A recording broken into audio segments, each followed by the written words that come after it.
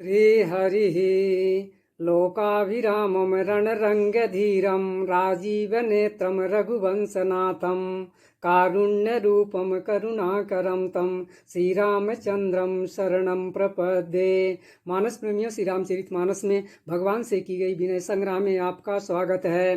पूर्व भाग में ब्रह्मा जी द्वारा की गई विनय सुना, अब आज के भाग में देवराज इंद्र द्वारा की गई विनय सुनेंगे। श्री रामचरितमानस में देवराज इंद्र द्वारा उस समय विनय आई है जब भगवान रावण का वध कर देते हैं, तो भगवान की शोभा देख करके इंद्र जी द्वारा विनय की गई है। श्री रामचरितमानस में वर्णन आता है कि छोटे भाई लक्ष्मण जी और जानकी जी सहित परम कुशल प्रभु श्री कौशलाधीश की शोभा देखकर देवराज इंद्र मन में हर्षित होकर स्तुति करने लगे। अनुज जानकी सहित प्रभु कुशल कौशलाधीश, शोभा देखी हरषि मन स्तुति कर सुरईस। शोभा के धाम शरणागत को विश्राम देने वाले श्रेष्ठ तरकस धनुष और बाण धारण करने किए हुए प्रबल प्रतापी भुजदंडों वाले श्री रामचंद्र जी की जय हो। जय राम शोभा धाम दायक प्रणत विश्राम, धृत त्रोण बर सर चाप भुज दंड प्रबल प्रताप। हे खर और दूषण के शत्रु और राक्षसों की सेना के मर्दन करने वाले आपकी जय हो। हे नाथ, आपने इस दुष्ट को मारा जिससे सब देवता सनात हो गए। जय दूषणारि खरारि मर्दन निशाचर धारी, यह दुष्ट मार्यो नाथ भय देव सकल सनाथ। हे भूमि का भार हरने वाले, हे अपार श्रेष्ठ महिमा वाले आपकी जय हो। हे रावण के शत्रु, हे कृपालु आपकी जय हो। आपने राक्षसों को बेहाल यानी तहस नहस कर दिया। जय हरन धरनी भार महिमा उदार अपार, जय रावणारि कृपाल किए जातु दान विहाल।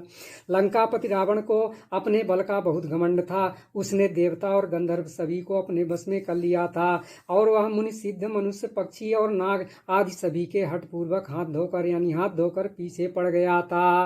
लंकेश यति बल गर्भ किए बस सुर गंधर्व, मुनि सिद्ध नर खग नाग हटि पंथ सब के लाग।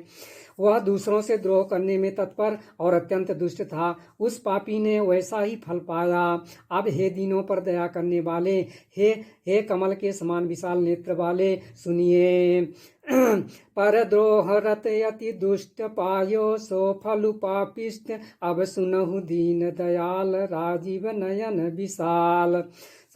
मुझे अत्यंत अभिमान था कि मेरे समान कोई नहीं है, पर अब प्रभु यानी आपके चरणों के दर्शन करने से दुख समूह का देने वाला मेरा अभिमान जाता रहा। मोहि रहा यति अभिमान, नहीं को मोहि समान, अब देखी प्रभु पद कंज गत मान प्रद दुख पुंज। कोई उन निर्गुण ब्रह्म का ध्यान करते हैं जिन्हें वेद अव्यक्त यानी निराकार कहते हैं, परंतु हे राम जी, मुझे तो आपका यह सगुण कौशल राज स्वरूप ही प्रिय लगता है। को ब्रह्म निर्गुण ध्याव अव्यक्त जहि सुति गाव, मोहि भाव कौशल भूप श्री हम सगुण स्वरूप। श्री जानकी जी और छोटे भाई लक्ष्मण जी सहित मेरे हृदय में अपना घर बनाइए। हे रमानिवास, मुझे अपना दास समझिए और अपनी भक्ति दीजिए। देहि अनुज समेत मम हृदय करहु निकेत, मोहि जानिय निज दास दे भक्ति रमानिवास।